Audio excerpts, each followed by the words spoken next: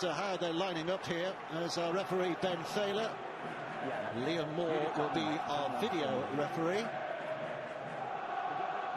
So the teams are like this. St Helens, well, Lachlan Coote is back at fullback, the Great Britain and Scottish international, and Jack Welsby switches to the centres in the continued absence of Mark Percival. Otherwise, very much first choice for that excellent St Helens side. Leeds are missing, as we said, an entire backline. Tom Briscoe is the only first choice in the position he plays in that backline. Two back rowers, Rhys Martin and Cameron Smith, are in the halves. Sets up a tantalising possibility here for how they approach this game. Ben Thaler, as we said, the referee here, and if and when we need him, Liam Moore in the video booth as well. So a big weight of responsibility on Rhys Martin's shoulders here today. The Papua New Guinean international is going to get us underway in terms of his usual role and his goal kicking, but also his kicking from hand as well in that pivot position. Off we go.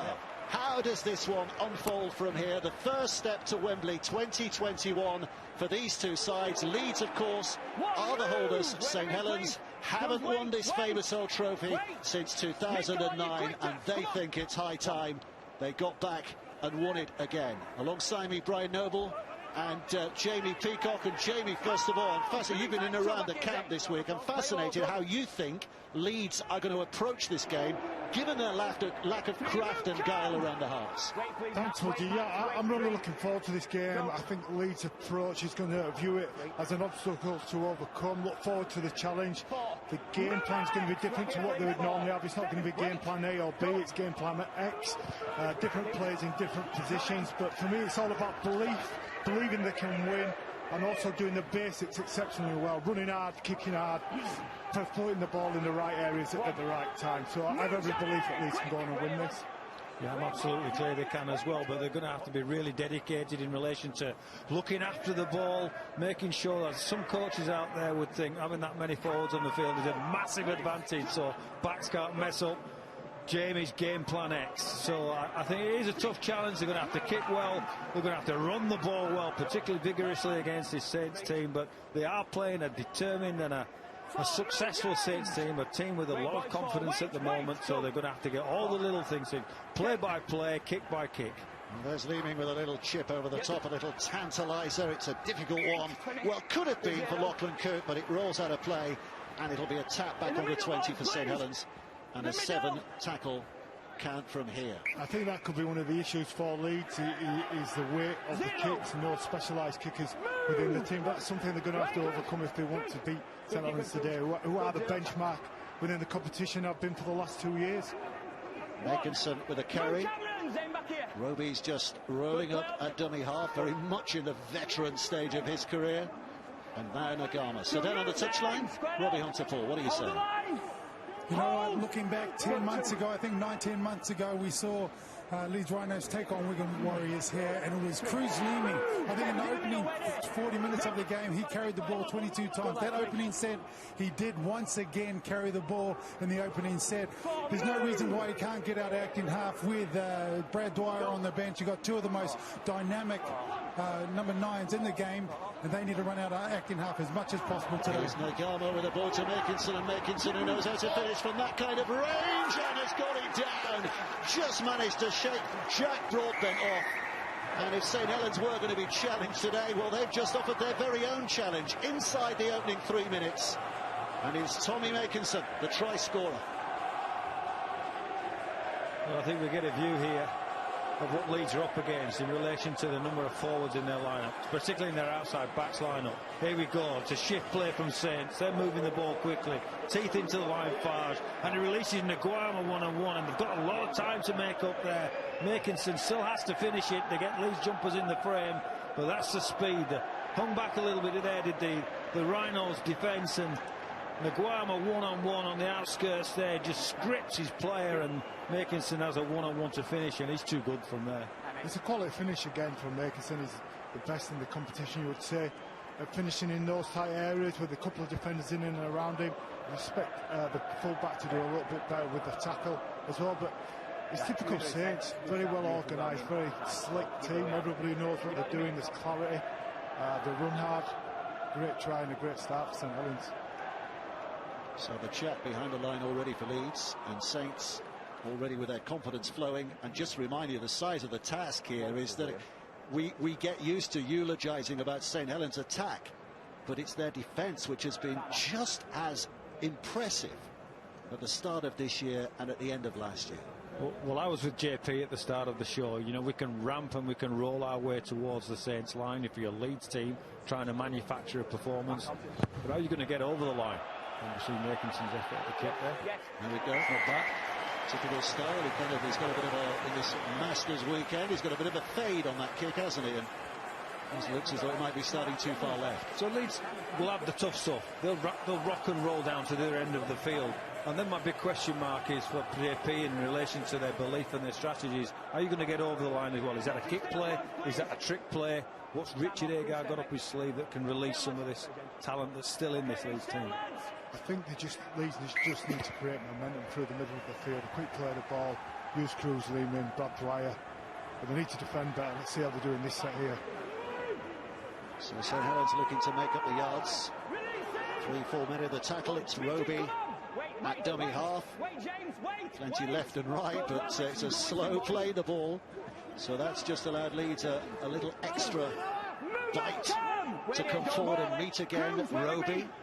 But Fage to his right. Wormsley's pawing the ground. He wants to go, and Wormsley smashes in and is well met. Roby again. Lomax calling for the ball to go his way. It's eventually worked across there to the number 6. Here is Thompson. One of the new signings for St Helens. They've not gone big on new signings, but they've signed quality, and Thompson's one of them for this new season. But Roby's ramped up and put down. So a good hounding approach from the Leeds defence here. They're already on at the 6th, so the kick goes out from dummy half. Broadbent with a catch, and the quality of that defensive effort means that Leeds here will start their set on the 40-metre mark. Yeah, they upped the intensity for sure there, and I thought the forwards handled Alex Wormsley a lot better than they did in the open couple of sets there. 2-3 plays in. He's a talisman for the St Helens side. He's a player that you need 3 or 4 players. From my experience of tackling him, I think he's one of the most difficult players I ever had to tackle during my career. A very good player. Yeah, this horrible X-certificate vision of Mark Chapman being in front of him there. As we were saying on the show, at the top of the show, don't do it, chappers. The question was asked about, has anybody ever tackled metalwork fired from a cannon? You used to do that before breakfast every morning, didn't you, Jamie? That was your waking up routine, wasn't it, back in the day? Here's leaning. 6th tackle coming up. So an attacking finish to the set here. It's Miller who puts a little kick in, and nobody bothers chasing because that's too deep. And it means again that St Helens gets 7 tackles starting back on the 20-metre. Yeah, that's another example of what JP alluded to there. You've got to have a bit of touch on your kicks to keep them at this end of the field. You don't give this team in white 7 tackles from the middle there. I think they had the right idea. They were running it to the corners then, and someone decided to kick. I think the better option is to run it and take the tackle and have a slow play the ball, make it controlled. That will allow them to establish better field position than they've got at the moment. Here's Bentley trying to work a position, but again well harried by that Leeds defence.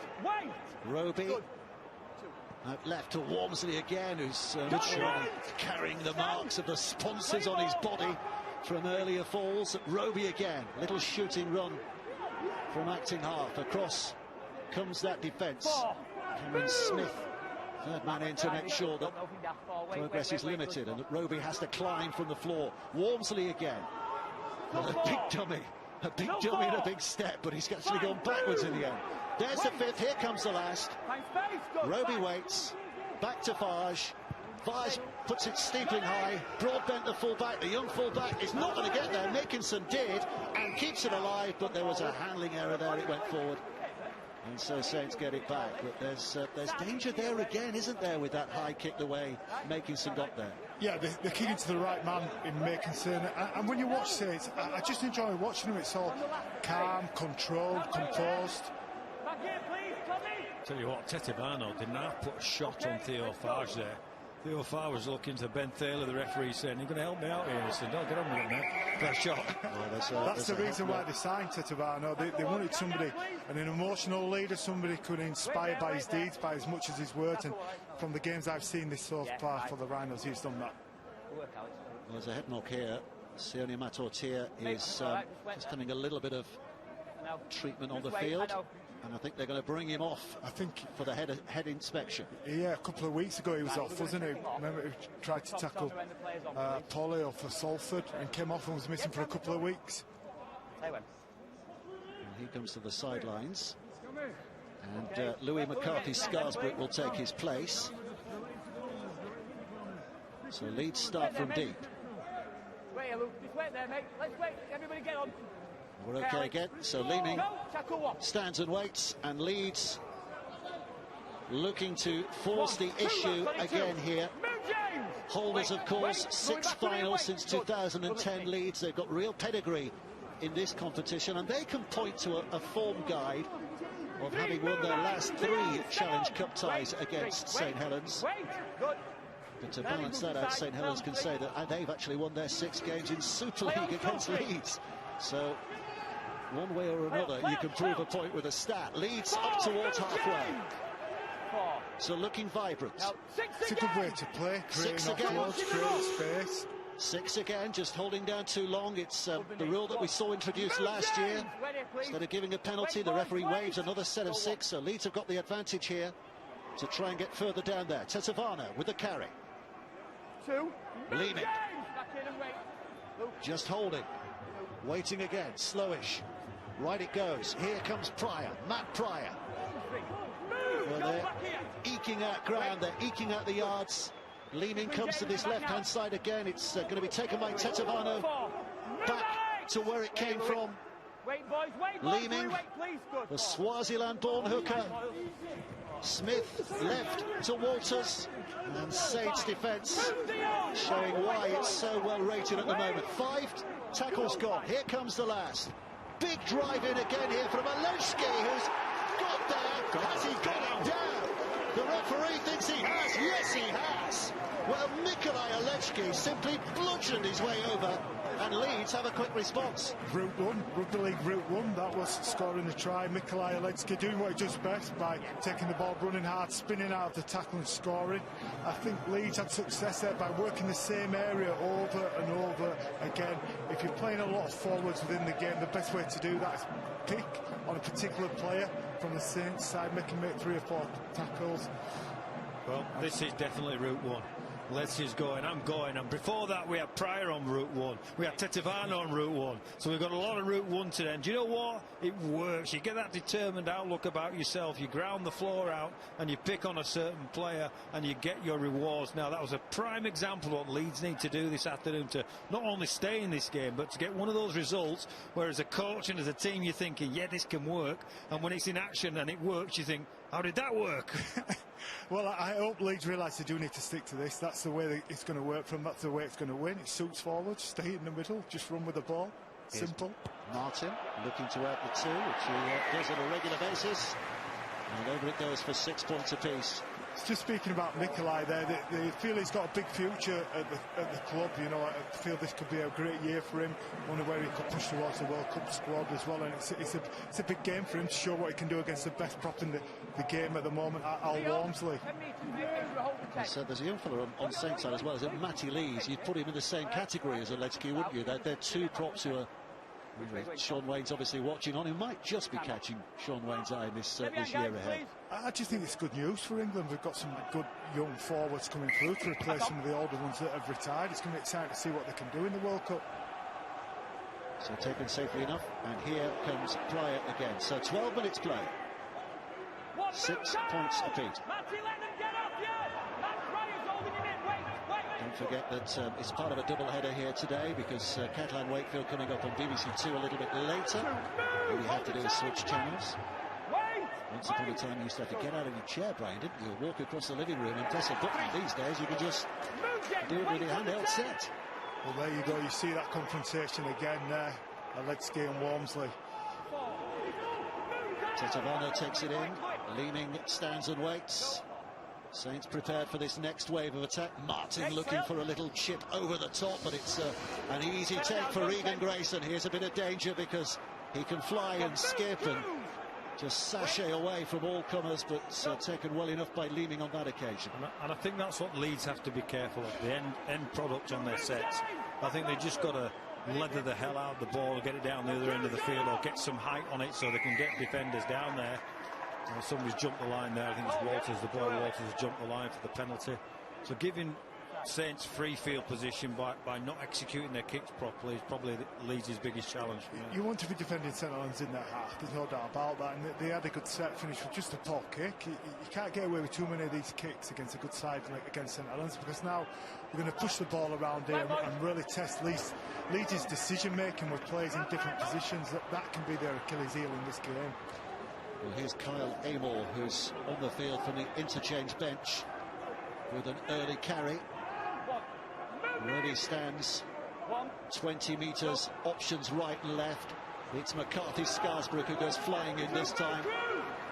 So Saints offering a test here. Roby again, suddenly they all scamper to this right-hand side, fires back to Lomax, who's covered a lot of ground. It's read by the Leeds defence, but only enough for it to be knocked down, and another set of 6 here for Saints, but there was a lot of motion, a lot of movement there from Saints. Yeah, he had to make the play then. If he didn't make that play, it was going to be a walking try, or maybe the ball over the top. That's something Saints will look at, because he came a very, very long way in then from the centre position.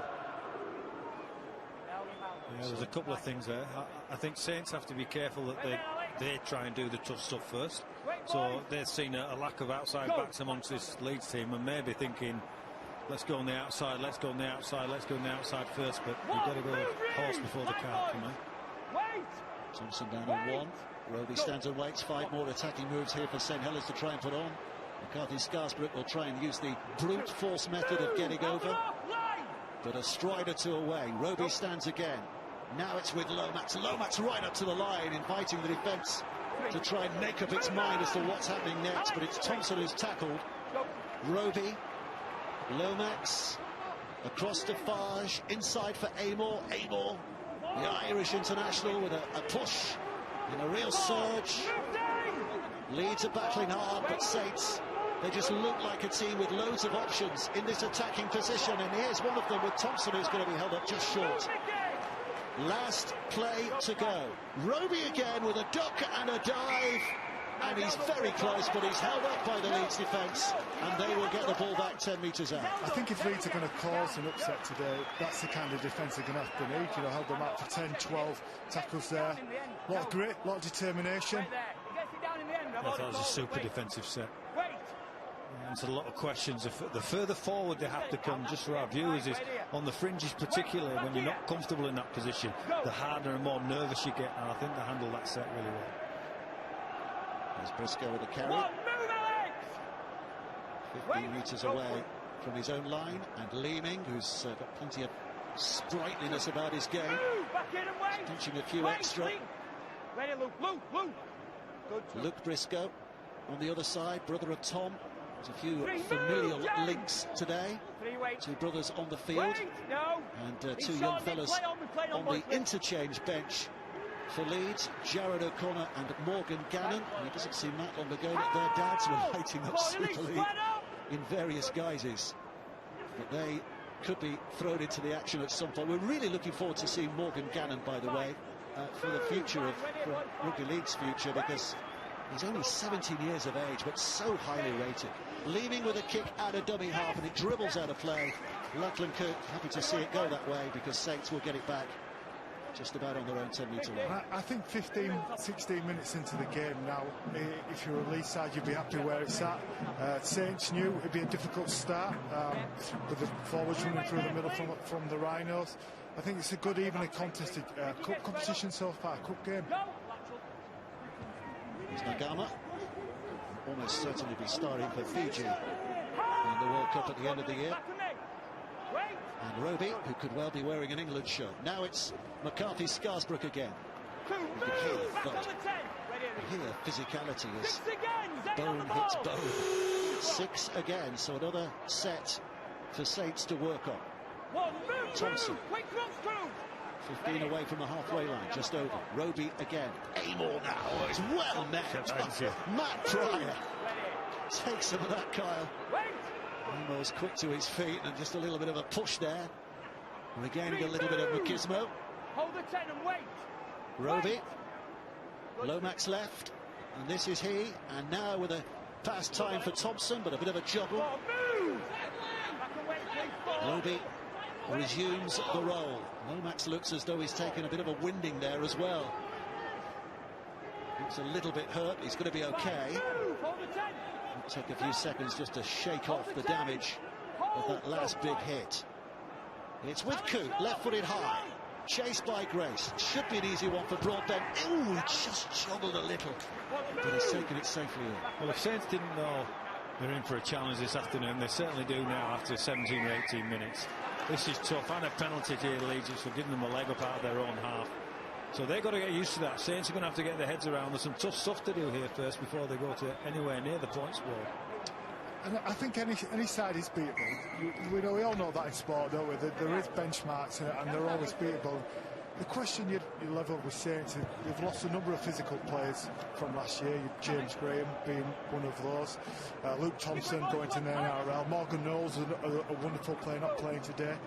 And I think if Leeds can get St Helens anywhere through that physicality, making it intimidating, making it intense, making the Saints players look when they're carrying the ball. Who's coming in from the purple to tackle me today? How much is it going to weigh? How much does it weigh? A lot. Enough that I never want to play again. So Leeds trying to keep it mobile. But Saints defence is quick. Off the mark, closing things down. Leaning. Waiting here at the feet of Waters to get another set of 6. So there's encouragement for the visiting team because they can put a real attacking shape to the next 3-4 plays here. It's with Pryor. Just twisting and turning and gaining ground and setting up position. Sucking in 3-4 defenders. Leaning. Just pushing away. Bentley's attempted tackle and going right and almost opening the door. Sutcliffe is put down, but quickly again. Martin. 3 of them. Hand him down and put him down. Leaning. Less than 8 to go. Back inside to Cameron Smith, the pivot in inverted commas today, or one of them, and 1 play to go. This is Leaning. He's got plenty of runners, tries to work a passage himself there, trick his way through, but he can't. He's going to go down. Saints will get it back, and I think we might have some injury news down on the touchline. Tanya. Yeah, problems for St Helens. Matty Leeds came off with an injured left ankle. He's got his boot off, ice on it, and he's unlikely to come back on this afternoon. That's an early blow for Saints, isn't it? That's one of their props, interchange props goal. There's another big bopper out of the way in an afternoon where they're going to need everyone they've got, because Pryor and Ledsky and Martin and Tidevano, they're leading the way here, bashing the white jumpers, but they've still got to be careful of the quality. We saw Cruz Leeming run the ball on last play there, which is not a bad result. 5 metres out from the line, they're handing all the ball in the right place. I think Cruz Leeming's enjoying this, watching him play. He's in charge in the middle. There's no half-back telling him what to do. He's running the plays, and his forwards are creating space for him. They've got intent in a lot of the things Leeds are doing. Saints showing the championship's qualities, riding it out. The thing about Saints as well is you can expect them to score from 90 yards in, can't you? They have that ability, that flair, that magic, that taste. They've just some wonderful players. They've got a great structure that they all understand, and they've just got high quality players playing within that structure as well, which makes for an incredibly dangerous side. It's an awkward kick. It's not a 40-20. It was well outside the 40 from Lomax's boot, and it has given Leeds back possession, but time now for Saints just to shape up again in defence here. It takes a lot of energy to play this way. It's not a simple thing to do for the team in purple, Leeds, so you'll get a lot of people running on and off, and can I have a rest and can't have a rest, to keep the kind of intensity and energy they'll need to maintain their challenge in and around the middle. And Saints will be waiting for that. They'll be waiting for their moment, because they're a clever and an astute team as well. They'll look to attack the weaknesses. Yeah, more problems for St Helens, because Sione Matautia has failed his head assessment and will not be coming back this afternoon. So that's 2 forwards they've lost, St Helens. Well, they're down to 15 players. And how long have we played? We're just about midway through this first half. This balances things out a lot, doesn't it? Hugely. It makes a huge difference. You know, if you're looking for good omens as a Rhinos coach or a Rhinos fan, to have 2 forwards missing, and Leeds are playing all their tackling and all their plays through the middle. There are going to be some players do some big minutes out there for Saints, so towards the back end might get fatigued. Donaldson down and up, and Leeming picks up and just looks for a scattered kick towards a touchline and finds it. So again, a controlled end to the set, which means that Saints get it back, but only 10 metres from their own line. So Matortia gone, Lee's gone. A bench that includes Lewis Dodd as well, the 19-year-old who's a scrum half, isn't he? So it's 3 forwards from the bench who'll be sharing the duties now. McCarthy, Scarsbrook, Amor and Ignatius Parsi, who's been missing for the last couple of weeks as well. So let's see how this unfolds. 6 apiece at the moment. Well, if you were writing a script and the rugby gods had anything to play in this, you'd say Leeds have been in favour at the moment with the kind of rugby that they want to play. And the fourth mistake from St Helens. So while we wait for this to reset, Robbie Hunter-Paul has some thoughts. Yeah, just on that, looking at the communication with the Leeds Rhinos team, we're well past the 20-minute mark now, where fatigue normally kicks in, and that's one of the benefits of having 2 forwards playing in your halves. They can get together, they hit as hard as the forwards do. You effectively got 2 extra forwards as halfbacks in there, and you put that with Alex Muller in the centres as well. You got 3 extra forwards playing in the middle of the park. The communication with this Leeds Rhinos team, from an energy point of view, is absolutely brilliant. Here comes Tetivano. The big galloping charge from him. And Leeming, again, in a slow base, looking to get things going again. It's in by Pryor, but it's a forward pass, and now it's Saints' turn to celebrate a mistake from their opponents, which hands slight advantage back to them again. Yeah, this is like rolling thunder, isn't it? Leeds are the rolling thunder. What they're going to be careful is that Saints might be the streak lightning. So the... You know what I'm trying to say, Woodsy. I know exactly we've done this before. Very good there, Brian. Thank you. I just think the Rhinos' belief in their game plan is increasing. It will be increasing. Richard Agard will have had to solve them a game plan during the week. This is how we beat Saints. We've got lots of players out. Oh, McCarthy Scarsbrook's lost it. Maybe that was an anticipation of what was coming his way. And look at this position again here for Leeds. We had a look then. 6 again on the ball. 6 to go from here. Here's Alechki. Dragged himself over the line not that long ago and very nearly bust that line again. And it bursting at the seams. Here's Walters. One of the many ex-England Academy players on show from both sides today. Less than 8 as Smith gets to his feet, and Leeming comes out to Tetivano and Martin. They're trying to unpick that St Helens defence, but they're there in numbers. And Leeming waits again. Alechki to his left, but he's gone right to Martin, and Martin is held up by 3 very willing defenders there. So they're running out of plays, but they're still offering a real threat to Leeds here. It's a twist and a turn by Alechki, but they know him this time, and he's put down. 1 play to go. Here's Leeming. Queuing up on that right-hand side again, those Leeds players. They're trying to get numbers there, but the handling wasn't as crisp as it needed to be. And Saints survive, and the body language looks like they are a team who feel like they've just survived. Tom Briscoe just wasn't as tall as he needed to be, because they'd opened up the door there in really. They had 5 bash plays, and then this ball here is just Tom. That's to the centre, isn't it? It's Alex Mellor that gets his fingertips to it and takes it away from Tom Briscoe, but two men over there, so they can create space as well. And I think for Saints now, the key is to complete. After the last 2 sets, they've had 2 soft errors, 2 easy errors, and with 2 players now not able to play, only 15 players fit. They need to complete as high as possible to finish this set, and a long kick down there and a great kick chase as well. So look at possession. Leeds have got 52%. They'd have settled for that before the game. Just that slight advantage in that area. And a lot of it has been down at the end of the field that they want it to be. And even James Rovey is making handling mistakes. And again, Leeds have a set of 6 inside their opponent's half. Well, I think that was a big man. I think the bashing Alex Walmsley, and I think he dropped the ball on playing it there, Dave. And right. I think that's another indication of what Leeds fancy doing to the Saints team this afternoon. Just with Leeds as well in this set, they need to throw more at the Saints defence than they did in the last set of 6. They need to use Cruz Lehman. He needs to be running out of there with options with ball runners if they're going to create any kind of chaos or create at least a quick play the ball, which then they can go off the back of. That's how Mikolai scored his first try. Mella. And a little scouting run from dummy half. Leaning. And Brad Dwyer to inject his brightness into the game when he comes on at some stage as well. This is Tetavana, and he's left it behind, and now it's Saints' turn to pick up. And again, a big sigh of relief from those with Saints at heart, because that's a pass off the ground, but not from a completed tackle, so that's gained them extra yards as Roby carries well. Coote.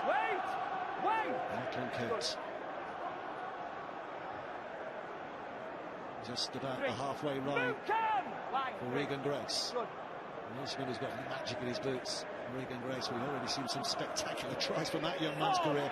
And likewise this, Tommy Makinson, but it's all about gaining yards at the moment. Roby.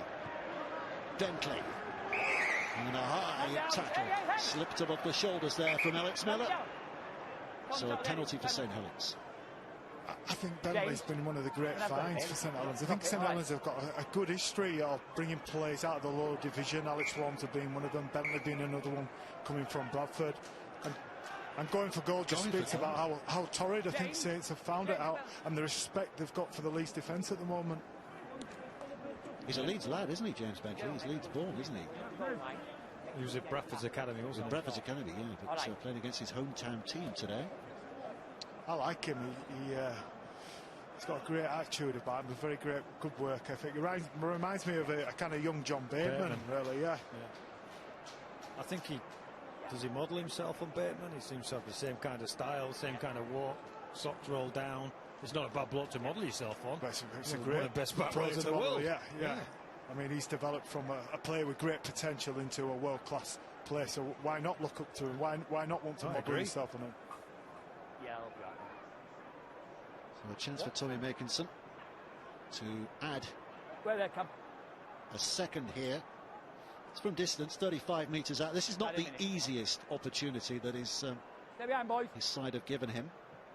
But as you say, a reflection of the way the game has gone so far, that Saints select the 2 rather than a kick to touch and maybe land another 6 punches on that Leeds defence. Cameron. So Makinson gathering in his concentration. An empty ground means it's near silence as he prepares himself mentally for this.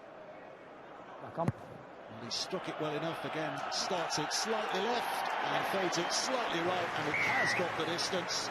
And St Helens do poke their noses ahead again, just by 8 points to 6. Well, there's an indication that Saints know they're in a game this afternoon. And maybe at the start, when they took that first try, they'd be thinking, well, we're going to run the ball here, we're going to run the ball. After another 25 minutes of being bashed, they're thinking, no, we better get some points on the board here. Well, I think Saints have just gone through a really sloppy period of about 10 minutes and come out of that period scoring 2 points and Leeds not scoring anything. You'd be happy as that, within the game. Martin with the restart, Makinson with the catch and the carry. And it's a familiar role he plays in that Saints side. He's not just a fancy finisher and a goal kicker, he's a very physical presence as well, bringing it out from the back. He's the all-round modern winger, isn't he, Tommy Makinson? He's got the lot, really. Yeah, he's really dangerous, especially when he skims the line, when he's looking for an opportunity to get a fractured line. He's so quick and strong in his hits. Yeah, he's 2 different types of carry. One where he comes like a bullet out of a gunner's eye as a kind of defence line. Another line where he just skims across looking for lazy or weak defenders, and you package that with his ability to score tries in corner, kick goals. He's just an excellent player. There's Walmsley. A crashing effort, but they're already on the 5th. So here comes the last play. Varge is being closed down, and closed down very well. But he does get a second one, and the ref says another set. Well, there's a bit of misfortune there from Leeds' point of view. Sam Walters got out very quickly, but Saints right there looking at another 6 The kick tackles. pressure was too good. Most coaches say get the kick pressure, but make sure you don't touch the ball. But he's about 6'7", 6'8", isn't he? So. McCarthy Scarsbrook. That's a good strong carry. Plenty of metres after that initial contact. Roby back to Lomax, who's got the guile and the skip. This feels like a pivotal set. This, I think if Saints can score right off, Leeds can hold them out. Wormsley again, looking for the offload. Oh, he's given it away. He's given it away. Just a gamble too much from Alex Wormsley. And Leeds survive again here. And the frustration match, you'd imagine, Brian, for Saints at the moment. Well, the longer the game goes on, it does. That's smart play.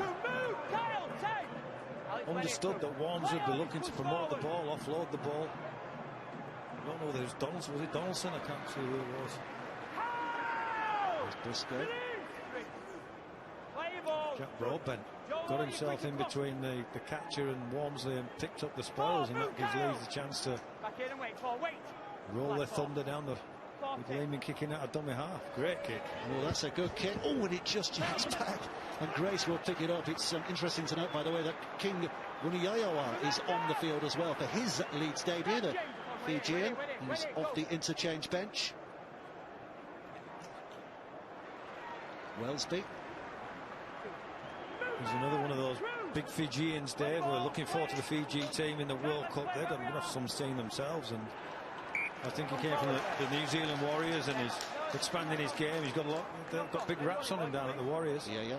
He managed 5 appearances for the Warriors last year, released at the end of 2020, but he was saying in the build-up he was more excited about this game than he's ever been for any game of rugby league in his life, to actually make his debut here today for Leeds. King Wuniyayawa. And here he is. Just Saints are giving Leeds chance after chance today, aren't they?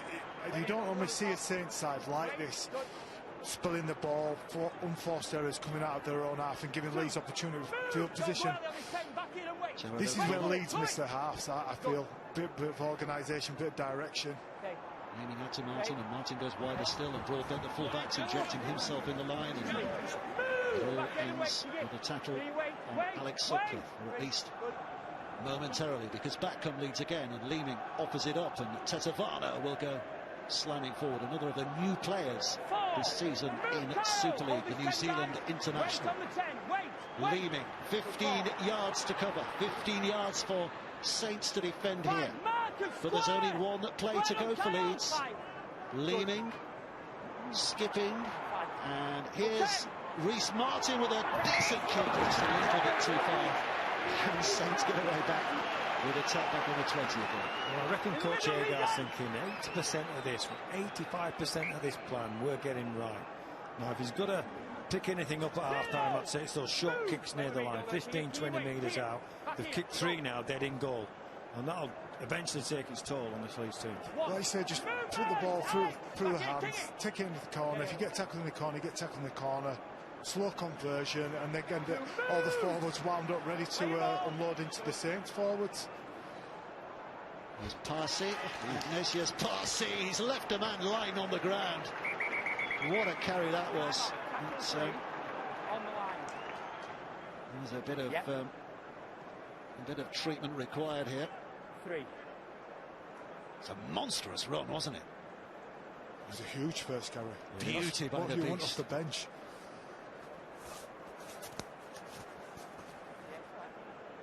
He's just going back to check on the man he's left on the floor is okay. Have a look at this. Try and stop him if you can. Bang. Wuniyayawa, whose praises we were singing a little earlier, tried to get in the way. There's nothing wrong with his bravery, but he didn't quite have the size to stop him. Well, just by the looks of it, he might not remember his debut again. He might have another debut after this.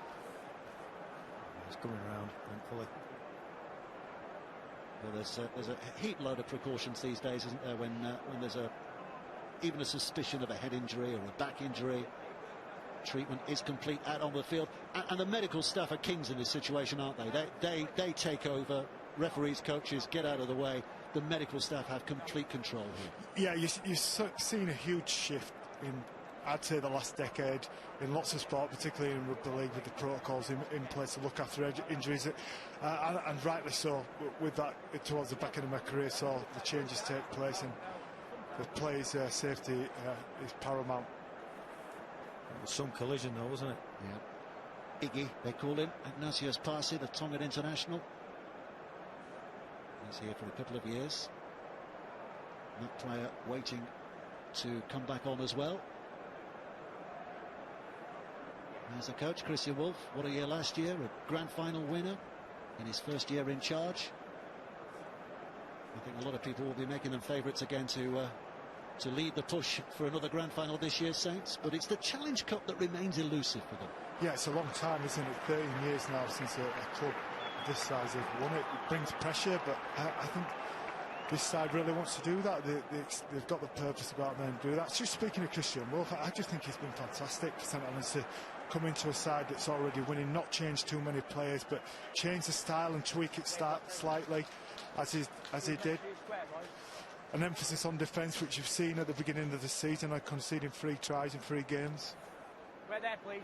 He's an outstanding leader of the Tongan team as well, isn't he, Christian Wolff?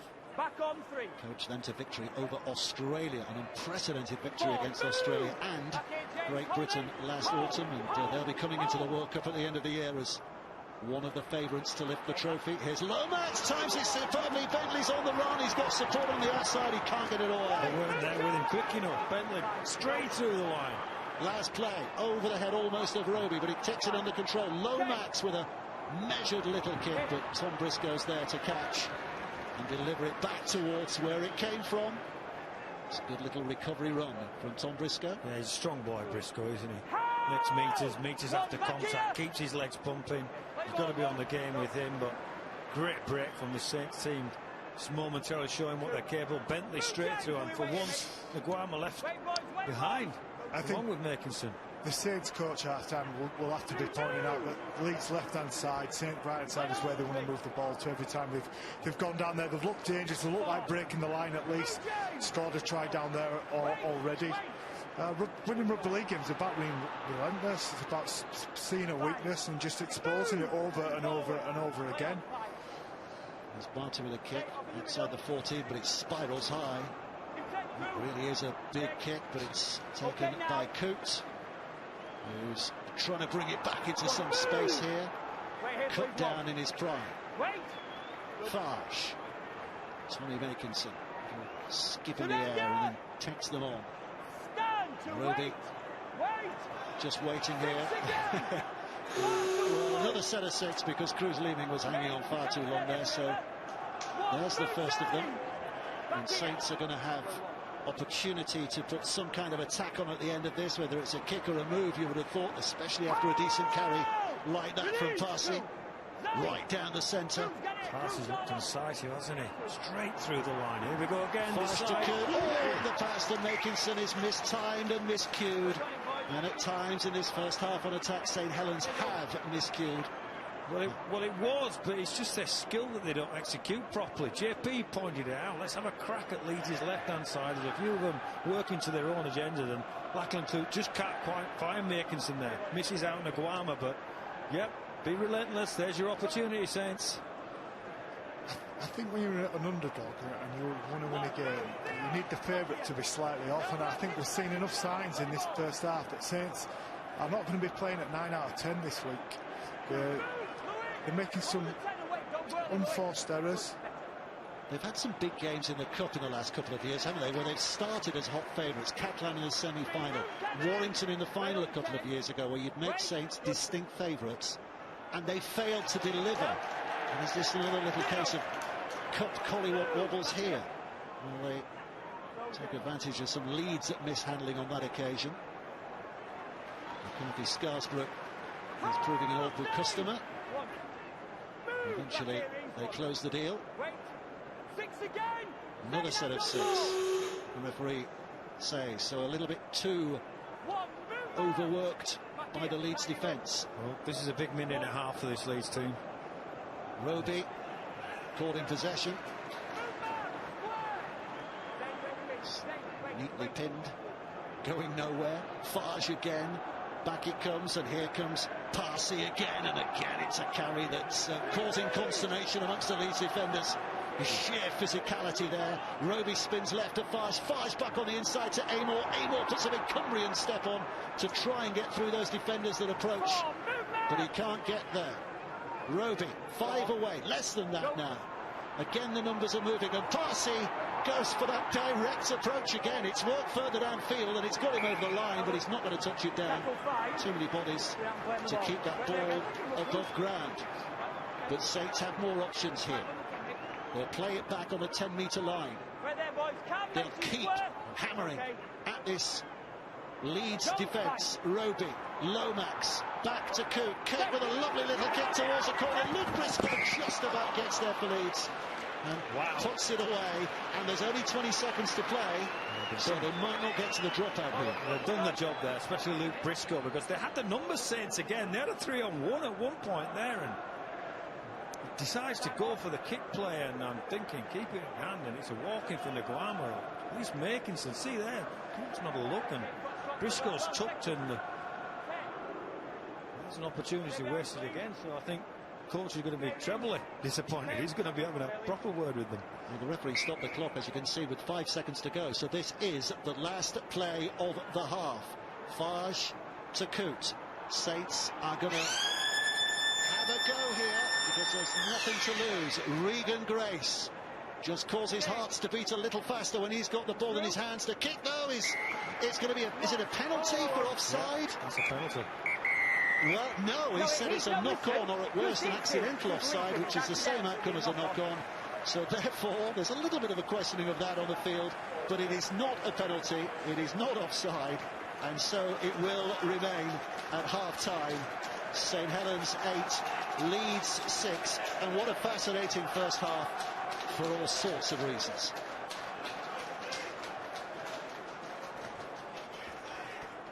Jamie and his time.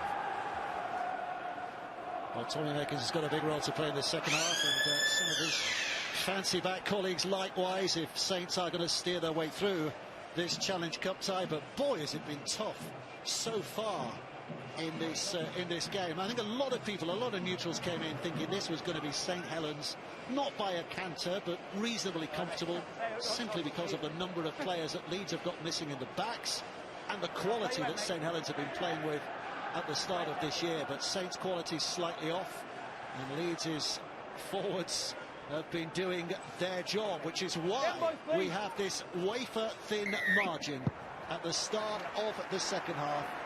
St Helens with a restart, Briscoe with a catch, and takes it back, and Leeds start again with ball in hand, and Saints start again having to defend. It's still, though, Brian Noble, it's still a question of, can Leeds get over the line again? Have they got the craft and the guile to get over the line again as well? Well, that's the big challenge, and I don't think they should shift from what they're doing. First and foremost, they've got to get down to the other end of the field, because that's a challenge in itself. And they've done that with breaks like this, Lehman sniping out of dummy half and picking up an extra 10 and 15 metres. And then they've got to find the dexterity to get over the line if it's not going to be a barge, a quick play the ball and a barge over. So that's going to be a short kick, a short pass, something that they've got in their arsenal. I think the better challenge for me when I'm watching this game is Saints not being too distracted by what Leeds are doing and playing the way that they need to play, probably with a little bit more ball movement, a little bit more execution on their skill, and taking the right passes and the right pass plays. So a reminder again, we've no scrums at the moment because of COVID issues, but even when scrums return, this will still be this kind of game restart, the play the ball restart when the ball goes over the line. Got an interesting little stat that Jamie Peacock's going to tease you with in just a second, which just shows a reflection of the game. But we'll just watch this set here for St Helens to see how they progress. There's McCarthy Scarsbrook. Roby at dummy half. Parsi again. There he goes, the immovable object. He's made a big difference since his introduction into the game. He's looked powerful, hasn't he? Every carry. So Roby, another set of 6 here because they hung on to Parsi too long, which means Saints are set up for an attacking set, and Parsi's involved again and shows some neat footwork here. Never mind the power. He steps away Got the from a gap. finesse. He smashed them round the way and stepped away from a gap. What a player. Love him. Roby to Lomax. Lomax up to the line, keeping them guessing. But put down. 2 strides away. Saints started the first half in electric fashion. Can they do something similar at the start of the second? McCarthy Scarsbrook with a settler. So Roby's got options. Passes to his right, offers that threat, but it goes to Farge, and now Amor comes pushing forward. It's going to be held up just short. Just short. Couple of tackles to go. Roby again. Farge off the bounce, spinning it back to Wellesby. He's grabbed a hold of, but has untangled himself and almost threads himself through. So last play. Last play. Farge is going to be the man who makes the decision here. And he's going to put the kick in towards that far post. There goes the aerial threat. There might have been a push forward by Coote. There was a knock on. So Leeds get it back. So this stat, Jamie, that you've spotted, that really shows the difference in style between these two teams today. Yeah, that's right. It's just the number of passes both sides have made. St Helens have made over 120 passes compared to Leeds of just 60, and I think that shows Saints have got both halfbacks playing. The halfbacks are in charge of moving the ball around, creating pressure by moving the ball and passing it to different people. Leeds are choosing a different style, a different way of playing. Lacking halfbacks, they decide to play through the middle. Limited number of passes, trying to create opportunity by running hard through that middle, using Cruz Leeming, using the strength of the players. That's a bad error there. Passing with a steal. He's been fantastic, hasn't he, since he's come on. That's what you want from your subs, to come on, make a difference. And every carry he's run's been damaging. Winning the ball by stripping it there's a very smart piece of play. And interesting on Jamie and the amount of passes and the amount of no passes is Saints' success in that last set was on the back of replicating what Leeds did initially. Passy, McCarthy, Scarsbrook, and then they played like they're doing now. Here we go. Lomax with a pass, and Grace. Well, does he put a foot in touch? Well, the touch was right there.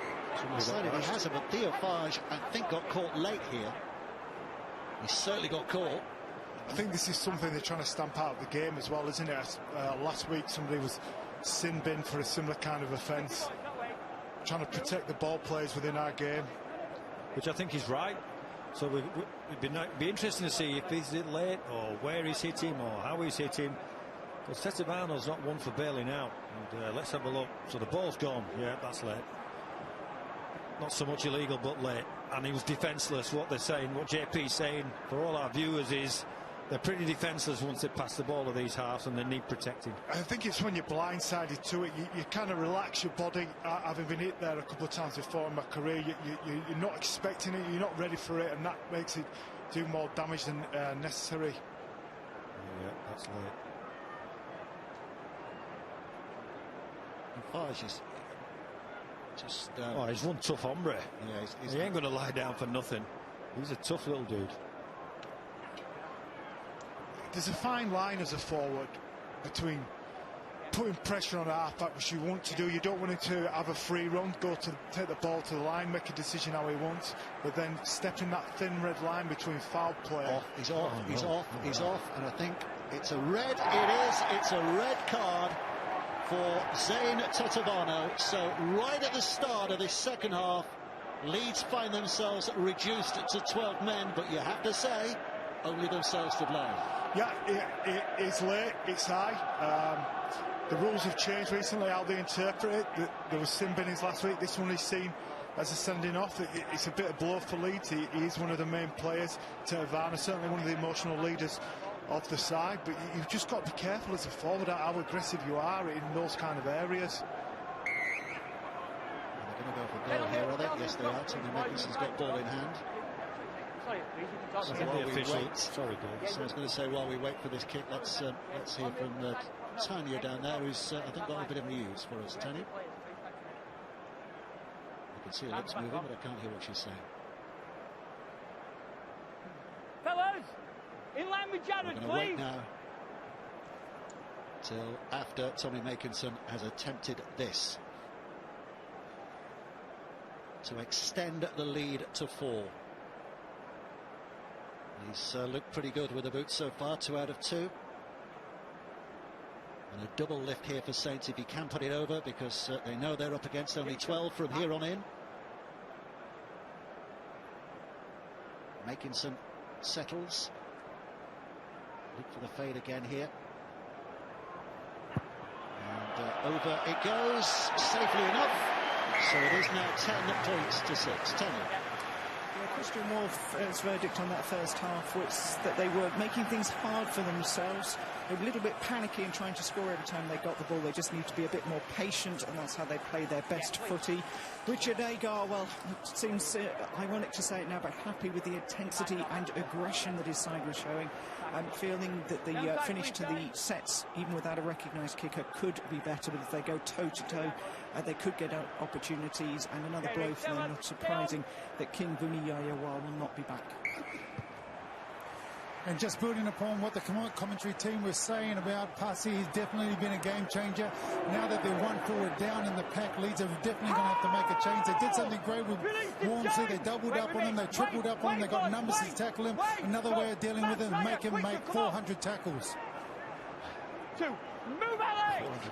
Is that possible? That would be record. Just ask Robbie if that's possible on the sideline. Did he ever make 400 tackles? Not in his career. In a season. Yeah. Anyway, St Helens in possession. One of the stats coming into this game, by the way, Leeds have missed more tackles than anybody else this year. 77 tackles in the season so far, coming into the game. So they've improved on that, I would have thought. There's another penalty here, and this is a difficult period for Leeds. Tackles they've made. But they've missed fewer than St Helens. But St Helens, you just feel, could really build a dominance in the game from here on in. Yeah, I think for St Helens, where they struggled in the first half was gaining field position. The reason why they struggled was too many errors within their own half. First 10 minutes of this half, everything's been down in the Leeds 20 that they've been having to defend. They've not tested Leeds' left-hand side yet. I feel if they go down there, there's a chance of them scoring points, scoring tries, particularly now they're down to 12 men. They're loaded up now on the right-hand side. That's the side I'd like to see them attack if I was their coach. Here they come. Here comes Farge, and now Coote's involved as well. It's 2 against 1, but Leeds defence recovers well. Nagama did well to keep that alive as well. And Coote now offering the threat. Roby in. Back to Farge. Spun away to Lomax. Lomax to Wellesby. Wellesby with a flick, and Regan Grace with an open door invitation. Get over there, son, and he did. No problem whatsoever for a player of his quality. And Saints just edge to a little bit more of a comfort zone. It's now 14 points to 6. Well, that's the stretch that they put on you. They nearly broke him on the right-hand side as JP was trying to get... If Lachlan Coote had run there, he probably was in himself. That stretches his Leeds defence, already a man down, and then they decide to go right to left on their side. And his quick hands through the ball. 2-on-2 here, and Wellesby does brilliant, attracts the winger. They've had some wonderful centres at St Helens over the years, haven't they? You know, Jamie Lane, Matt Gidley. Jack Wellesby just excelled at full-back the other week, and that's just an incredible ball from him, from such a young player. I just love watching him play. He's just a natural player. He always seems to make the right decision effortlessly, and he makes complicated, difficult pieces of skill look effortless, and that for me is just a natural talent. Within a natural talented player. Well, I mean, you'd say he's understudy in every position, wouldn't you? He got a run at fullback last year because of this year because of Coote's absence and Mark Percival absent last year. He got a bigger run than you'd expect. But as you say, he's been outstanding wherever they've asked him to play, and will always remember for that try in the grand final. Yeah, and if you watch him consistently, he turns up at the right place at the right time. Did so in the grand final. Here's Makinson, who's settling himself again here, looking to keep this 100% record. Starts it left, brings it right this time. It's too much of a fade. So it remains at 14 points to 6. Jack Wellesby might not be on the scoreboard yet, but he is making a bit of a name for himself in this game. Well, he's one-on-one speed there. And just watch Briscoe come in and try and help his centre, because he's done Sutcliffe. He's got him one-on-one speed. He's frightened, so he's going to get over the line by himself. Tom Briscoe has to think, I've got to give him some help here. Regan Grace holds the chalk, holds his sideline, and it's a flick pass. Exceptional skill from Briscoe and speed. I think it's just it's a great try from a great side. They stretch the Leeds Rhinos side through the right hand side, cause chaos, move players around in the defensive line, then realise there's going to be opportunities right on the other side of the field, but it takes skill and clarity and everybody knowing in the right position at the right time to get the ball from one side of the field to the other to create a try. That's why Saints have been the benchmark for the last couple of years, is that ability to do that. Here he comes again with a big carry. Ignatius Parsi. When the fans come back, I think he's going to be a bit of a fan's favourite, don't you? When he's carrying the ball. You'll hear the roar every time he gets ball in hand, especially at this place, the TW Stadium of St Helens. Now it's McCarthy Scarsbrook.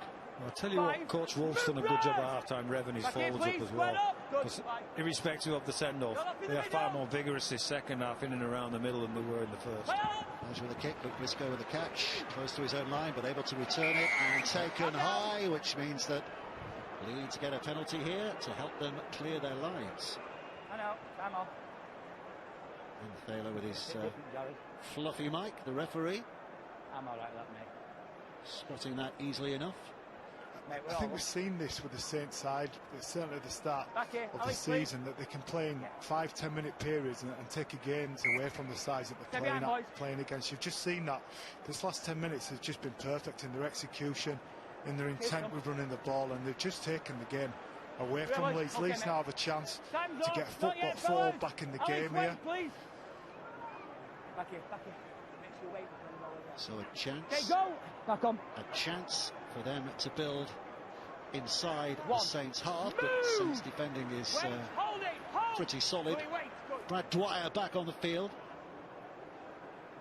offering a little bit of brightness out of dummy half with Cruz Leeming, who's no slouch in that position, but Dwyer just seems to add a buzz as well when he comes on. Those hookers working between themselves. Donaldson connected to the shoulder of Louis McCarthy Scarsbrook.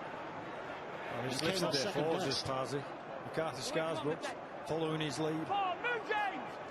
The Saints line's going a lot further forward than it was defensively, that is.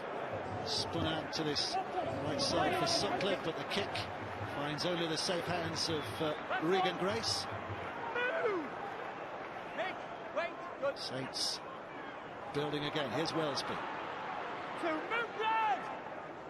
Desperation for a cup run this year. Farge, Makinson pushing hard again, but thwarted in his ambitions. Back to the middle to McCarthy Scarsbrook, who straightens up, but Leeds defence is working hard. Remember, Leeds down to 12. Saints missing a couple of players as well. Matty Lees with his ankle, Matortier with his head injury, missing for the rest of the game, so they both had a bit of adversity here. Last play, Roby. It's going to be Cooks who gets it away, left-footed. And a bit of a readjustment of position from Broadbent to catch it safely. And runs into the charging passing. So Leeds start very much inside their own 10, and they've not got many back behind for that second play the ball, so Luke Briscoe very much a solo effort from him. Dwyer, now Tom Briscoe. Remember his try last year in that Wembley final, which didn't make him the most prolific try scorer in Challenge Cup finals. He got 5 a few years back against Hawkinston Rovers. Pick up by Dwyer. St Helens defence is all over them at the moment. It's another good effort from Wellesby. But they do have the extra tackles, having been given the restart here. Dwyer. Now Cameron Smith. Another of those very durable back row forwards that there seems to be a lot about in the Super League at the moment. Dwyer. I believe that's the only way Leeds are going to score points today, is through a late offload, through in and around this area of the field, in the middle, around the 50 area. At some point they're going to have to start to do a little bit more with the kicking game than kicking it 10 metres into touch and handing the ball back to St Helens. They're going to have to really start to build some pressure, and that's not building pressure. Oh, that's definitely their challenge. They're looking for ideas at the moment. Rhys Martin there's found a sideline. Now, there's two reasons you find a sideline. You're either thinking for ideas and trying to regroup and get some energy to stay at the right hand of the field, i.e. front load your defence, make sure you're on top, because Saints have been on top in that department as well. So they've got to shift the balance somehow here, Leeds, and it's tough because they're down a man and they're restricted in what they can and can't do. And I think what hurts them with Titavana going off is he's kind of the emotional leader within the time. He's seen as a guy who inspires everybody else, and when you take off an inspirational character, I think it affects the performances of everybody else in and around that. But that means it's an opportunity for one of the other senior players to inspire the rest of the team. Oh, this is terrific from Makinson down that right-hand side. Oh, he's just got a foot in touch. So it's not going to count, but that would have been up there in terms of eye-catching moments of the season so far. Great little shot. Not just brushed the whitewash. Great little short side play. Does he touch the whitewash? He hasn't yet. No, he hasn't yet, Mr. Touchy. I'm going to take him on the outside. Does he now? Does he now? Does he now? Yeah, he does. Oh, he's in touch. Oh, he's in touch. We don't hold his hand. Come on, get away. We're on the playground. Okay, let's go. But a winger who goes for the outside, don't you love to see that? No, not as a coach. Stay on the field. The field's wide enough. Stop toying with those sidelines. Stay on the field, man. As a player in the middle, you're just thinking, right, another set of six to defend again here. Thanks, Tommy. They're trying to steal it off Broadbent. Oh, and Broadbent's keeping a hold, and I think he's having a little go at McCarthy Scarsbrook there. The young fella, 19-year-old fullback. Dwyer, another set of six. You'll have heard from the hooter. So Leeds can build inside the Saints half. They trail by 8, which you're not entirely au fait with the scoring in rugby league. It means that Leeds have to score a couple of tries to get themselves back in front. So a 2-score margin at the moment. Dwyer, it was flat. Smith across the line to Luke Briscoe, who steps inside Nagama, but there are more waiting.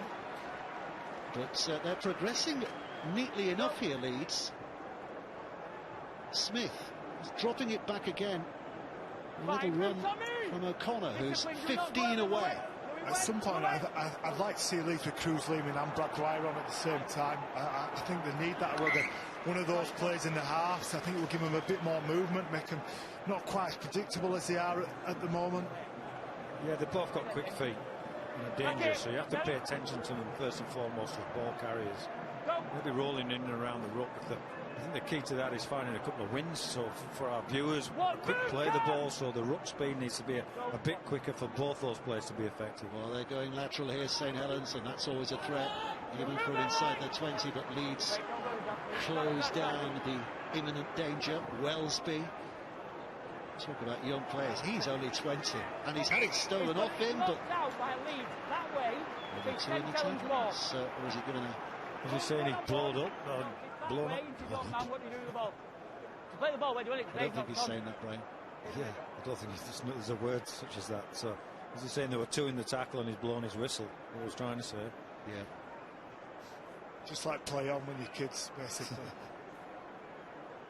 So Saints will get it back safely enough. Leeds, watching Hearts for a moment there, thought they'd given themselves an opportunity, but they've got the hard work to do again here, because Saints will come at them in the shape of Amor in that first instance. Just trying to grapple him, grab him, pull him down. And eventually he topples, but they took too long about it, so Saints start the set again. Referee resets it, another set of 6 to go. And there's the first. Roby, now Parsi, rolling it forward. Hold it, lads, wait, 2. Roby, Lomax. This is Joel Thompson. So Saints rolling nicely inside Leeds territory again. Lomax, Parsi, bumpers up, and an offload. He's got an offload in his game as well. Here's Thompson with a step. And Leeds defenders are all over him. Roby, the old fella, back in there, the fittest man in Super League. James Roby would not be an exaggerated claim. 35 years of age, but my goodness, he rolls and rolls. Farge puts the kick high. Luke Briscoe's underneath it. Tommy Makinson up there to challenge, and it's just punched out of play by Alex Mellor. There's a decision to make on what happened first. It's Saints who get the ball back again here. I just think Saints have upped their intensity totally in this second half. I think we've seen that in the first couple of rounds of Super League, their ability to do that, to take it up a couple of gears, and the other sides just can't compete when they decide to do that against signs of a high quality benchmark side. And it looks like being another game where they do not concede more than one try. You know, scoring one try against St Helens at the moment is an achievement. And I think that defence kept them in the game in the first half when they were making all those unforced errors. Couldn't get out of their own 20 for 10-15 minutes. It was that desire and commitment. Speed of pick-up from Roby, and he's wrestled his way over. The referee's not entirely sure. Let's see what he says on the field. He's going to offer it up. He thinks it's a try, so let's hear from video ref for the first time today. Okay, so tackle one, and the line decision is a try on field. So I'm just looking at the grounding now. So Roby's in possession. Still in possession. Still got the ball there, it's fighting towards the line. And then, have you got something close up just on that one? So I just need to determine if his hand does come off the ball and where the ball is actually put down. So, fighting towards the line. Yeah, I can't see anything on that one. I'm going to go to the first one's probably the best. Yeah, so Roby's still got possession of the ball at that point. Still got possession of the ball. And that's separation, and he'll lose possession of the ball, and it's short of the line. So I've got a decision. It's going to be no try, knock on. You're on screen, Ben. So no try, one of those rare occasions when No try, it's a knock on. James Roby doesn't quite get what he intended. He was giving it the big Oscar appearance, wasn't he, then? The nomination. Yeah, of course I got that down. Look at me. I'm happy I scored a try. Well, he's the only survivor from Saints' last Challenge Cup win back in 2008, isn't he, James Roby? He's an incredible player, isn't he? Yeah, you know what a player he has been over the years player. in Super League, the past nearly 20 years. Just absolutely 9 out of 10 every single week. Just so consistently world class. It's a real underlining of how much quality there is in Sean Wayne's England side, that he's not even guaranteed to be in the squad, let alone the starting team in that 9 position. Robbie Hunterford, what do you say? A bit of a telltale sign. Momentum has shifted back towards St Helens. Big giveaways when the St Helens forwards are carrying the ball. They're getting their noses on the ground, as Nobby used to call it. Elbows are going down, knees are going down, and they're getting quick play the ball, which gives James Roby the opportunity to jump out of acting half really quickly. In the first 40 minutes, Leeds Rhinos were making it really mucky in the middle of the park, tiring them out and keeping them upright, making it really slow and controlling the play the ball speed. Now it has shifted. St Helens, it's all going their way. James Donaldson is all patched up. He's got a big footsie bear bandage around his head. There he goes. So he's okay to continue. Took something worse than that to get him off the field. And Leeds begin to roll forward again. 14-6. They survived that latest scare, the Roby opportunity that wasn't quite grounded. So it remains still only 8 points in it, in a cup tie with 21 minutes to play. And certainly if Leeds score next, it will be game on. And here's Dwyer, who can make things happen. It is this midfield position, I think, where it's going to happen for Leeds. Not when they get down into the Saints 20, but again the kicks. I feel that's the kick they've been told to do by Richard Agar, but I think they need some leadership with on the pitch now. Look, we need to change plan. That's not how we're kicking now. We need to kick to build pressure. Yeah, they need to kick to compete now for either a result, either field position or an error. I don't think a sideline helps them. So just for our viewers, a sideline lets both teams reorganise and a controlled restart in the middle of the field, or whether St Helens would want it. And that will suit Saints with 2 forwards down. And I think that's where your halfbacks come into it, isn't it? You know, if you're new to the game and understanding what halfbacks do, halfbacks dictate that. They decide where the kicks go. They're generally going to be the great kicker of the team, and how you end sets is just absolutely critical if you want to build pressure. Who takes on that role now in that lead side that's out there?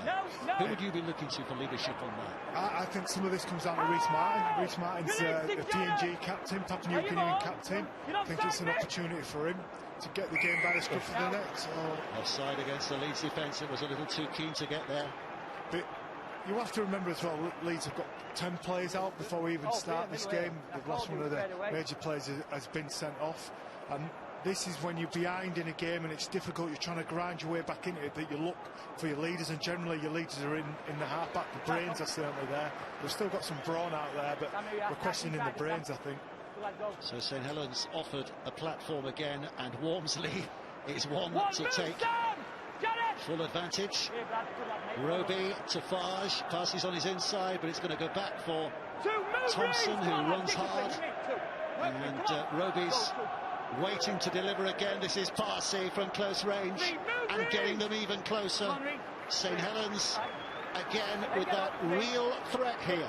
Roby to Farge, the little Frenchman with a skip, and now Lomax, the arch schemer. What a pass that is, and what a finish. To add on to the end of it from Regan Grace. But Johnny Lomax, in a twinkling of a moment, spotted exactly what was needed and delivered a skill level to produce that try-scoring moment for Regan Grace. Well, watch this and wonder. We've been questioning Saint's skill on the touchline, on the outside, certainly in the first half, their execution. Johnny Lomax gets the ball and wham, watch this. What's the speed and the accuracy of this ball that he finds here? Boom, cuts out both the centre and the winger. Easy finish in return for Regan Grace. What a ball from Lomax.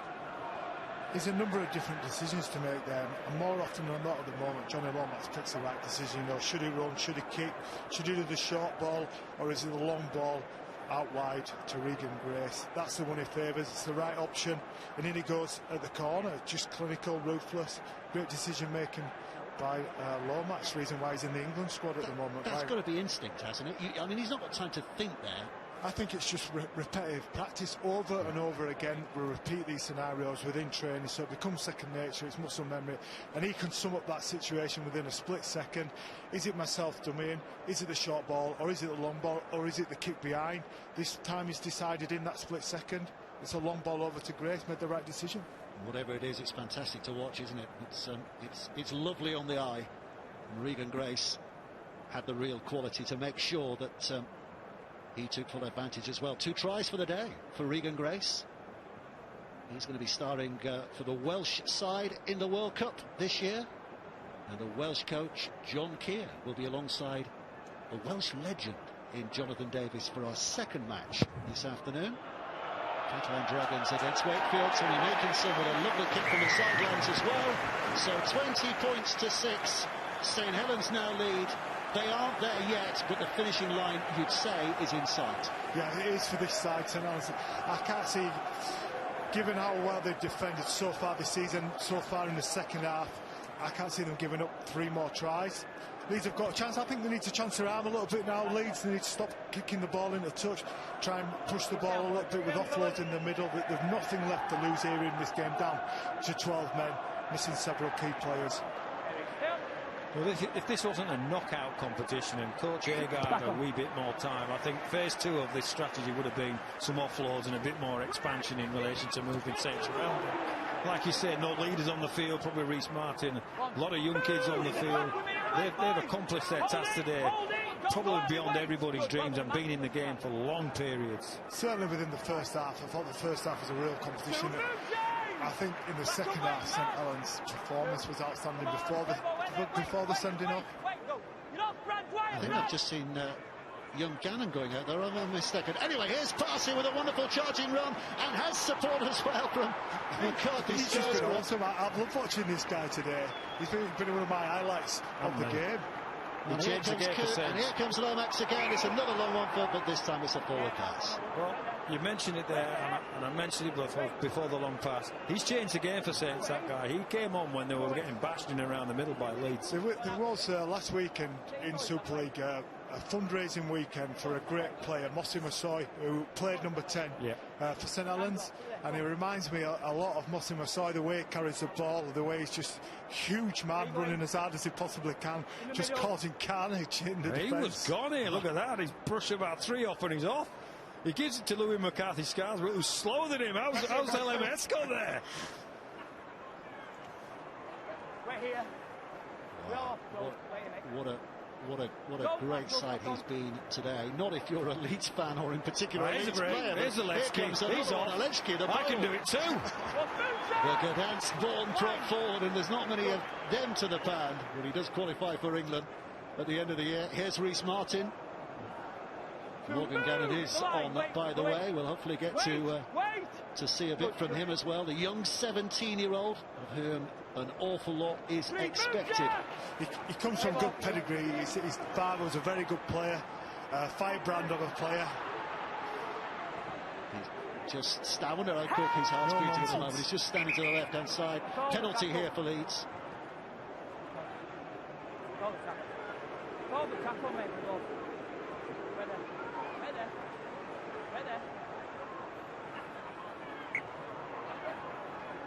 Here is Donaldson. Come on, boys! Wait, lads. What a position here. It's going to be Matt Pryor who drives it and keeps on driving as well. Brad Dwyer runs into dummy half, from Pryor to Dwyer, and it's a try. Well, he does often add that electricity, that bolt of lightning that Brian Noble was talking about earlier. And there we have it, Brad Dwyer from dummy half. And is it over-optimistic from Leeds' point of view to say they might be back in the competition? There's always a chance to go. There's always a chance. I think it's a great try from Brad Dwyer. He's well known for that. It's surprising that he managed to score from that. Most defences, I think Saints will be disappointed with the conceding a try from that. It's kind of his trademark play within the game, within the competition. That's a coach killer. Because all week the coach is saying he's going to run from dummy half. It's in his contract. He's going to run from dummy half. He's good at a dummy half. You've got to get low. You've got to get your equipment in place. And for him to score a try like that, Coach Wolf will be disappointed. But that's as much about the prowess of Brad Dwyer. He knows when to run. I think it's just a warning sign for St Helens. They'll probably thought we're in the next round already. You just can't switch off right now. Lewis Dodd is coming onto the field as well here. Kyle Amor coming back, and Parsi and Roby coming off. So a little switch in personnel here. Lewis Dodd's another one that people are chatting about excitedly. 19 years of age. Scrum half. Tony Makinson to get things started. 20 points to 12. 2 tries the difference. Opportunity might still not for Leeds, but would still make St Helens very much favourites. Yeah, you would still say Saints are favourite, and I think a great thing about St Helens and the success they're having at the moment, it's just the amount of young players they've got that come through the academy that are featuring at the moment. There was young Gannon on that last carry, the 17-year-old. Elevated from scholarship into the first grade. Missing out a couple of stages. That's how highly Leeds think of him. Martin. This is Donaldson. The holders not giving up their prize without a fight. Dwyer, another lively run. He's left the ball behind. The referee says play on. It's Mellor now who carries on the gallop. There's one play to go here. Luke Briscoe back towards the middle. The kick is from Cameron Smith to the corner, but it's a poor one. And Lachlan Cook can bring it away. Do you know what? And that's been the thing that's let Leeds' strategy down. And for all the right reasons as well. You have some non-kickers there that are in charge of the kicking game. And the ender sets, the dexterity you need in those kind of kicks there. But there's no criticism of Leeds. That's just that they just haven't had quite the skill set to get what they wanted in that part of the field. Here's young Dodd. This is older Walmsley with the carry. Dodd again, little look to his left, summing up the options. He's going to go for Amor. Amor, the big prop. 5 gone, 1 to go. So Farge will be thinking about kicking here. More than that, he executes with a kick downfield. The cross goes Broadbent, catching on the full. Saints' defence is honest and efficient. Wait here, please, boys. Keep going, James, and wait. Good. Here's Tom Briscoe. One of St Helens' biggest fans is, well, I was going to say, I've been given the wrong information. Somebody told me that Johnny Vegas was here, but that was, I think he was just a look-alike. Here comes Dwyer. Dwyer with a run. So Johnny Vegas will be watching, I'm sure, because he's a big St Helens fan, but he's not there. There's Mellor. And it's a penalty here for Leeds. Well, there are still 11 minutes to go, which is a long time in a match like this. So Leeds will just feel a little inflated here. Let's remember as well, Leeds are the holders, right? The holders of the cup. They need to show some desire, some will and some want to try and win this game, regardless whether they've got 10 players out and down to 12 men. This is what makes the Challenge Cup so special. As a player trying to win when you're behind, when everything's against you, and the other team and nobody else can expect you to win.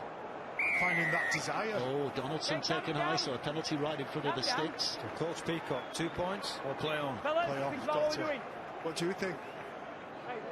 Well, it takes them all the time to get down this end of the field, so I'd play on, because you do need a 6 in this equation. But you get 2 points, you're only a score out. Wait there. You can't just then decide you're not going for goal. Wait there. 10 metres, by the fact that they have got over that St Helens line twice, which is more than anybody else has managed in the last 5 matches. Go. But Saints revert to type in being very strong in defence. That's hit hard by Mellor. There you go. Is Brad Dwyer going to run? Is he going to make the difference? But it was Gannon, it was young Gannon who took that in. Now it's going to be Alechki who started things off for Leeds. But he can't finish off on that occasion. Dwyer stands and waits. They're ready for him to have a go from dummy half. He's not going to do. He's going to lay it up for Pryor, but they're ganging up on him as well. This is really good work from St Helens defence. Really muscling up and showing determination. Pryor has to play. Dwyer seen the gap at the back. Well, they spent so much time locking up the big man, they forgot about the little fella. And over goes Dwyer. It's a question mark because the referee's put it up there. Live decision is a try. But the man who makes things happen might just have made something happen again. I think today we've seen 2 bench players make 2 great differences for both sides, right? Unbelievable. You know, passing for St Helens, and Dwyer's just been electric coming off the bench there. Let's hear from the video referee again. Still in possession. He's up at that point. Have you got anything, another angle on that, please, mate? On that, he definitely maintains possession of the ball. It's just where he ends up. So he's still in possession there. Still in possession. The ball looks like it could be down at that point. If you can just, go real slow on this one. So the ball's still up at this point. The ball remains up and Dwyer still has possession. Still has possession. They go really slow there.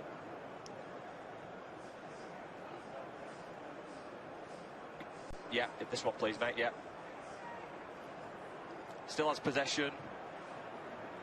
I can't really see the ball. If you can go back on the first angle you showed me, please. So bearing in mind that the live call is a try and they have to have sufficient evidence to overturn it. I know he still has possession. Still has possession. Doesn't really show me the line at that point. Put the first angle you showed me, please. Yeah, still in possession. Going towards the line. Yeah, just carry on rolling that, please. Carry on rolling that angle. Yeah, given the live decision is a try, I don't have sufficient evidence to say that ball doesn't touch the line. So, Ben, it's going to be confirming your live call, mate. It's going to be a try. You're on the screen. Well, there you go, the explanation. Because he offered it up as a try, the benefit of the doubt goes with the attacking team on that occasion. And Brad Dwyer has just dragged Leeds back into the Challenge Cup. Well, that's Leeds' best play of the afternoon. One in for a Brad Dwyer. Why not? They get over the line. Whatever you want to do, that's our set play. One in for a Brad Dwyer, and it pays off. But this is what we want, right? Going into the last 8 minutes, 2 points between both sides. 2 sides playing completely different brands of up the league. That passing stat is getting even more exacerbated, by the way. I think it's 215 passes to 101 now. The Saints are still doubling the number of movement of the ball than Leeds, but look at the scoreboard at the moment, 20 points to 18. There's a worried coach just at this stage.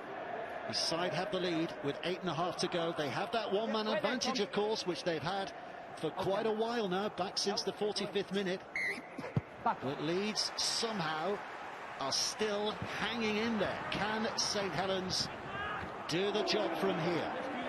Right now, you would say it's an incredibly brave performance from the Rhinos to be missing 12 players down to 12 men and only 2 points down against the champions.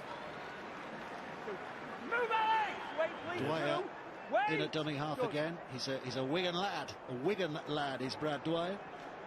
So he'll be enjoying that moment for more than just a Leeds reason. And here he goes again. 10 short of the halfway line. Cameron Smith is at dummy half. Leeds begin to move it to that left-hand side if they can. A lot of belief here, Leeds. Last play in the set. In their sail. Up it goes. Well, too far from Cameron Smith. Again, an underlining of they've not got the proper kickers in the team. And a return from Lachlan Coote. And he's kept it alive. And here comes Makinson, who's seen a bit of a gap there, but it closes quickly. And he's pinned to the ground. Nerves abound on both sides here. St Helens thought they had it in the back pocket. But they don't yet. Parse's back on again. He came on after Dwyer scored that try. It was almost a response from St Helens. We need a bit more down the middle. And here's Walmsley talking about down the middle. Leeds, I think, we're trying to steal the ball there. Still a couple of tackles. Amor sizing him up, shuffling. Right foot to left. Southpaw to orthodox, and then pushing in. And Dodds at dummy half needs good delivery here to whoever's going to kick the ball. It's Lachlan Coote. It hits a Leeds leg. Reece Martin, was he playing at it because he was advancing? Or does the referee say it's not played at? Not played at. So Leeds get the ball back again. Yeah, it was good from Saints trying to get their way back into the game, create some momentum, finish the set and finish with a good kick. Unlucky there from Lachlan Coote. They bounced off Reece Martin. Good start for Leeds here, just on their foot. This is where they'll win it. This is where they can make and cause some damage against the Saints in the middle. Maybe a late offload or Dwyer again. Just give it to Dwyer. End of it. Dwyer. It works all the time. Why change? What's wrong with them? Just got to give him some ruck speed. If somebody can get their noses down and play the ball quickly, it'll give him a hell of a chance to make 15, 20 metres, which puts Leeds on the front foot. Once you're in Saints' half, he's lost the ball. Reece Martin has lost the ball. And St Helens celebrate like a side who might just have scored a try, because that gives them possession back inside their opponent's half, and perhaps more importantly helps them roll the clock down a bit now.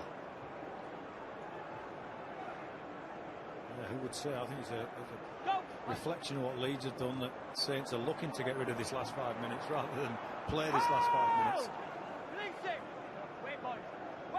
I think you two have to choose a man of the match today as well, so get your heads thinking caps on as well in these late stages. There's been a few eye-catching performances. Dodds gathered in by Parse. This is a position from which St Helens could win the game here. He's going to be dragged down, in fact knocked down. He wrestles and keeps to his feet, and Dodds goes to Parse, who scoops it up in the air. Amor's battling for it, the ball's knocked on. Leeds no advantage, so still in it Leeds. It was desperate defence from Leeds, and rightly so. Down to the last 5 minutes now, trying to hold on to the Challenge Cup. They are the holders. There's an injury here as well as that Amor who stayed down. Needs a bit of treatment. Both sides, I think, rather grateful of getting a bit of time out here. It is Kyle Amor. Time out and oxygen back in the lungs. How quick is the recovery on the field, Jamie? When you're in this position, when you're running on empty, how quick before you're feeling normal again? I think in this game it's about desire. When you get down to the last 5 minutes, it's about pushing past where you feel you're at physically and mentally, saying, right, I can do this, I can go again, I want to get through to the next round, I want to just give every little ounce and bit of energy I've got and try and inspire the team. Somebody has to run the ball very, very hard here, create momentum, create opportunity for the Rhinos if they're going to go down the other end and score. So Leeds through Aletsky, looking for distance. Saints, their entire line, looking for resistance. Briscoe, Tom Briscoe, over the 30, and on they go. Dwyer picks up again. Back to Martin. Martin's last carry was a loose one. This time he keeps a hold tightly. Dwyer comes in. They've numbered up on this right-hand side, but a step by Broadbent. Back towards the middle. There was a run coming from Miller, but he couldn't find the pass. So now it's Dwyer. Last play in the set. Martin sticks it high. Broadbent underneath it. There's nobody really putting pressure on him. And that makes it, Coote, and that makes it a nice, easy take for Lachlan Coote. And Saints are just happy to get through a set here. Run the clock down. Regan Grace. There won't be too many passes in this set, you wouldn't think. Dodd left to Thompson. Thompson with a challenging effort as well. Leeds trying to get that ball back. I think that new rule makes it interesting at this part of the game, the ability to strip the ball one-on-one when other players have been able to see somebody do that. Like that. It's a big effort from Alex Sutcliffe. Wormsley. Move! You went tackle, back of me, do not go early. Don't go early, wait! St Helens through Dodd from dummy half, back to Farge. Over goes Broadbent. What a kick that was. What a kick, and what a response from Saints defence. And that's the kind of moment that can win a cup tie. That's why they are where they're at. That's why they're the benchmark for Super League, that ability to absorb the pressure, complete the set. Now, a wonderful kick and kick chase at the end of it. It's just every player, I feel, just knows what they're doing for the Saints side consistently. Everybody knows their role. There's real clarity. So it means that Leeds is carry away. He's made all the tougher. Mellor down, Dwyer picks up. Leeming's on the field as well, as is Martin. And St Helens are doing well, but Leeds are keeping it alive. Back it comes to Cameron Smith. Tackle him, and then the kick back for Grace, but again it leads to nothing in terms of opportunity for Leeds. It means that Regan Grace is through, and Regan Grace will run away here and take on his man, and left and right, but Leeds have him closed down. That looked like it could have been game over, but Leeds somehow still hang on. Coote away over to that right hand side, and here comes Nagama. Nagama chopped down, and a dive for the corner. And Tommy Makinson will score the match-winning try. There's not an elaborate celebration because it has been such tough labour for Saints today, but they are through to the next round now, and they finally made sure. Well, Grace with the break. They just couldn't recover Leeds. They've put everything into this game, this Leeds Rhinos outfit. And then it was just a shift play from left to right. As soon as he got out there, they were so tired, this Leeds scrambled defence, that it was just about Makinson in the end. Naguama finds a little bit of space on the run at the end, and he plops the ball down Tommy Makinson to surely finish this game if he makes the kick. Great to watch Regan Grace running, isn't it? Full flight, but again, the scramble defence from Leeds. They get back. They understand how close they are. They understand that they're the Challenge Cup holders, but here's the left to right shift through all three halves, and then Naguama takes the line on and flicks the ball to Tommy Makinson, and it's pretty decent skill in itself, that last play. They're a wonderful side to watch, St Helens. They're absolutely wonderful, the skill they have, both on an individual and I think on a collective level as well. I think it's the two married together that make them so good and enjoyable to watch. For me today, I think both sides have been incredibly committed. I think in terms of commitment, you couldn't have asked for any more from Leeds. But I think Saints have showed that level of commitment as well in times when the game was going against them. I think at the beginning of this game, most people were just thinking about how many points would Saints win by it, and I think we've been served up with a great game that's gone down to the last couple of minutes. This will be the last kick of the game. Last kick of the game from Tommy Makinson. You'd think the clock has stopped with 19 seconds to go, but there won't be time for Leeds. There might not even be the will for Leeds to get back to the halfway line to restart, because they know the contest is over. Makinson with a kick. Look at that. Look at that. Over it goes. So 26 points to 18. Job done by him and his teammates. Sean Long, once a Saint, now on the Leeds coaching bench alongside Richard Agar, knows it's not going to be their day today, but they will be mightily proud of the effort this made up and put together Leeds side have put in. And it's going to be Saints who go through. Boys, make sure we're Well, on again, not a great emotional response from the coach, Christian Wolf, because he knows it's been tough today. Making some with another huge leap. Just making sure there's no lingering danger at the end. And he won't have time to play it. The hooter will sound. Well, if it is to be Saints' year this year, after 13 years of not lifting this glittering prize, they will look back on the first test they had, in the very first round they competed, as being as tough as they come. Boy, oh boy, was that tough. There's some bruises out there, trust me, Dave, and credit to both teams. They served up what a Leeds and St Helens teams should serve up for different reasons. Leeds will take a heck of a lot of it. It won't stop the hurt of them being the Challenge Cup holders that are now knocked out.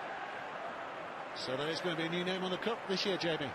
Yeah, and I think good sides or great sides can win ugly.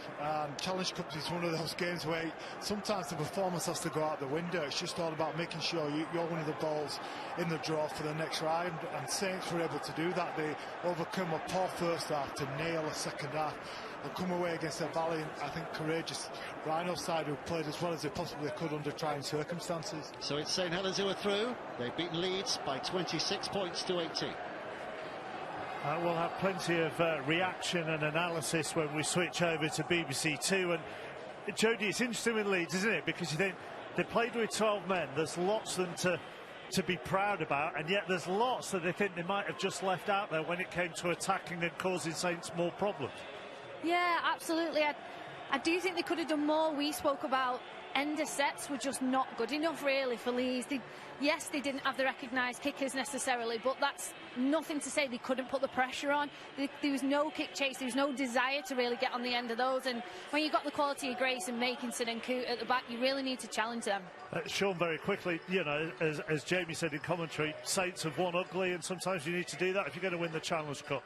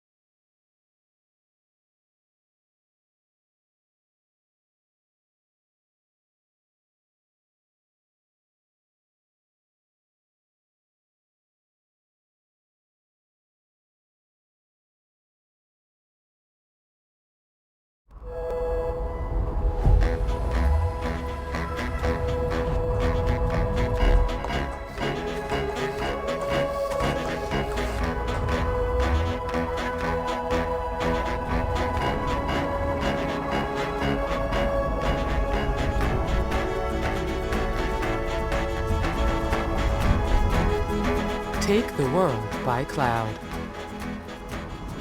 Accenture. Let there be change.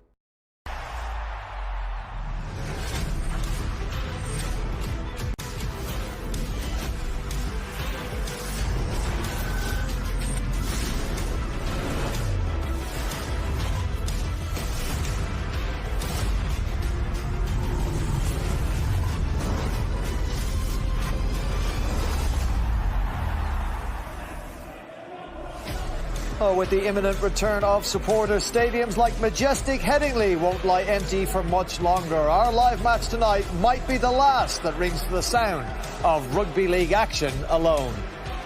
Well, it has been an inauspicious start to the Betfred Super League season for both Leeds and Wakefield. Pre-season promise has fast faded as this pair meet in the opening game of round 6 with just a solitary win between them.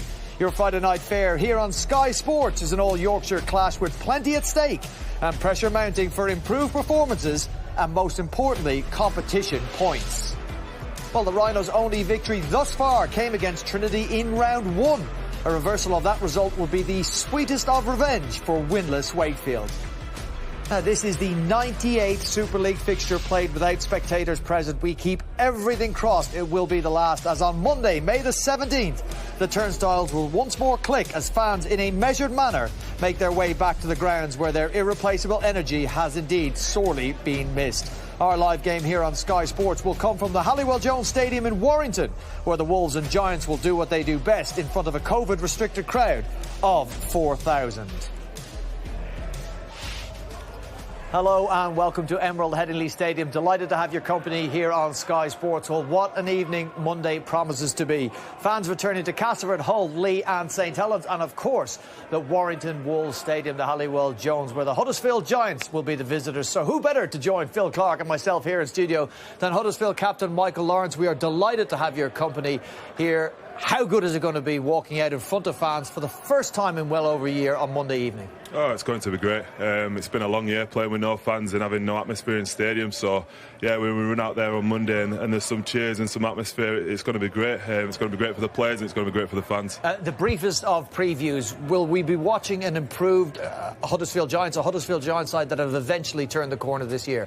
Yeah, definitely, I think so. I think the last 3 games we've been building and his performance have got better and we've picked up some results and obviously lost out twice in tight games to St Helens, but we've took a lot of confidence and we're going into Monday very confident of doing a good job at Warrington. OK, seems to be improved performances. OK, let's focus on the game now between the Leeds Rhinos and Wakefield Trinity. Is a high pressure game, maybe the highest pressure game we've brought you thus far on Sky Sports in season 2021.